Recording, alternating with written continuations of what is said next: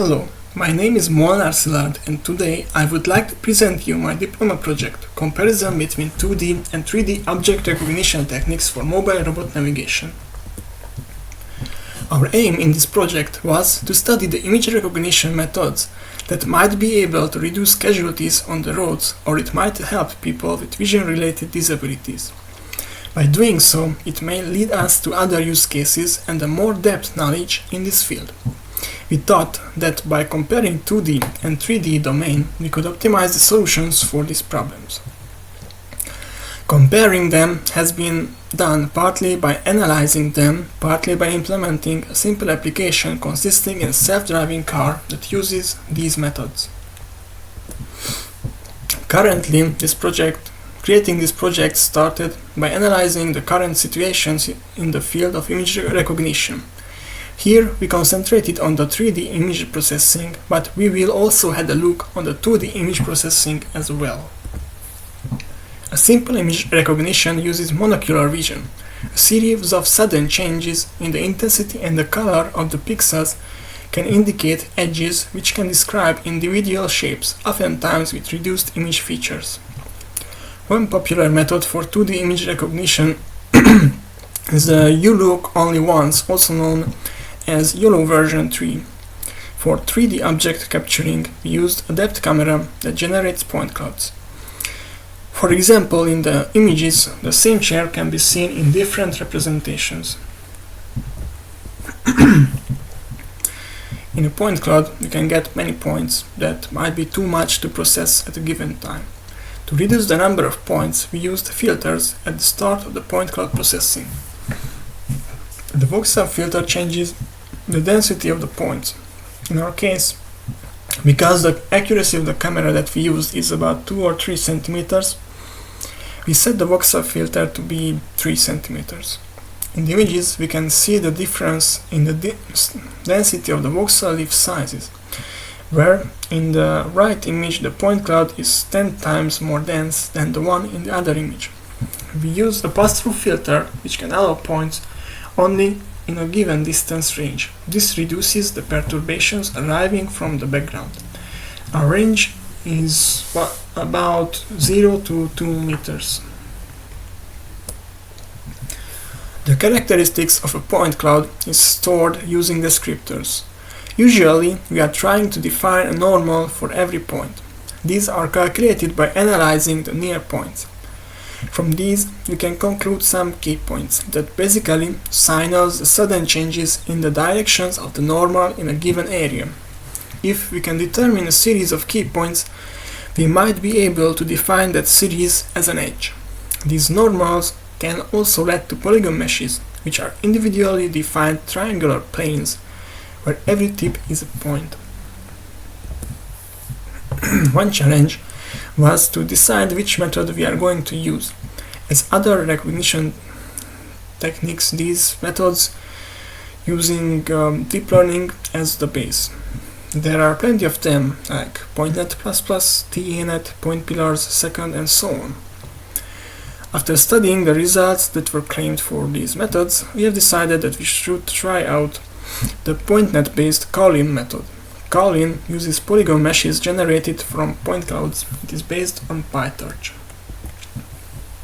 To use the Kaolin method, first we created a training dataset for it. Here we saved the filtered point clouds to PCD files. From there, in some steps, we created off-format files that stored polygon meshes that Kaolin can interpret, and the pipeline of the data can be seen in the picture. These files were sorted into different categories and divided into a training and a validation dataset. The training used 10 epochs, and in the end we had about 86% of validation accuracy. In the application, the polygon mesh is directly sent to the Kaolin. One way to evaluate the training is the usage of confusion matrices, by which we can see where each method had a mistake.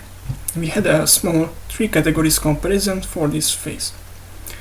In the left picture we can see the confusion matrix of the YOLO v3 method, on the right the Kaolin method.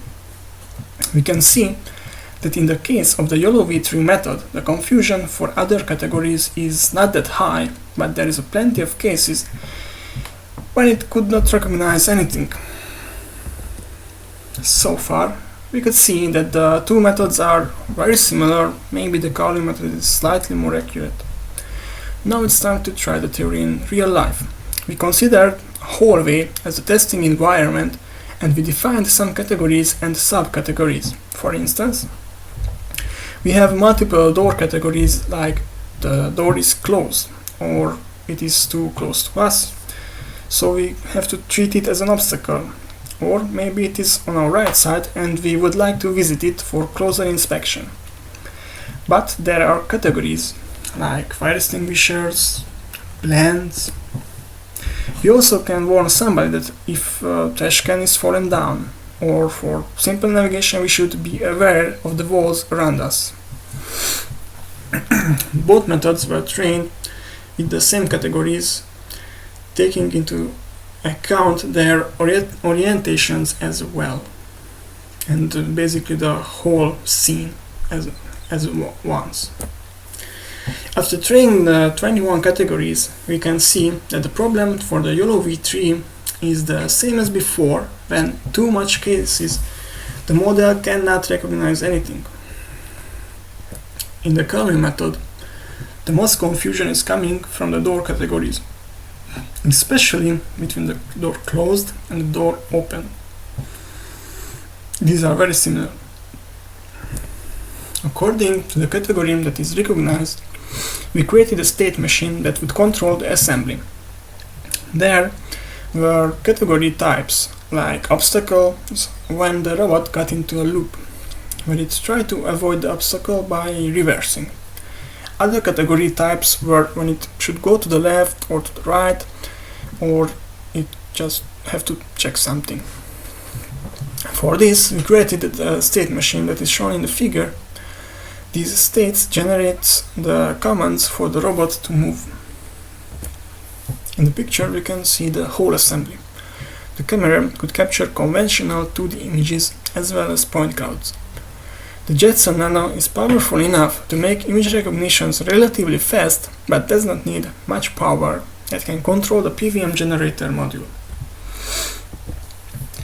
Now a little presentation. First, the YOLO v3 method.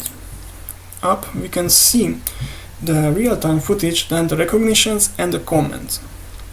The main problem with this method is that it sometimes does not recognize anything. Like now, I had to manually reposition it until it can recognize something. And here we go, it recognized the wall, but it went too close and it got stuck. Again, I have to manually move it. Sometimes, if the wall is clearly on our right side, it says it is on the left side. This means that this method can only be trained for different objects without their relative position. That should be done by extracting the box values. The second method was the Kaolin method. Here we can see, besides the real-time footage, the point cloud.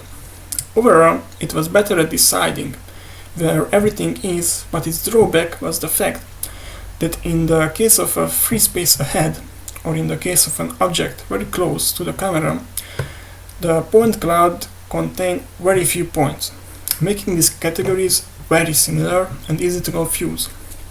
For instance, there are times when there is nothing ahead, yet it reverses. Other times it may confuse doors for fire extinguishers, or again, it can confuse objects that are very, very close to the camera.